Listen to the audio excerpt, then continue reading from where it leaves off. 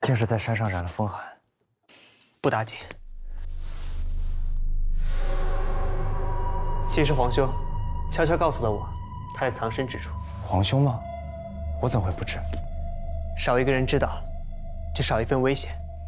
他现在哪儿？他在一个很安全的地方。等衙门的人来了，我自会让他现身的。我午时出去一趟，你安心查你的案吧。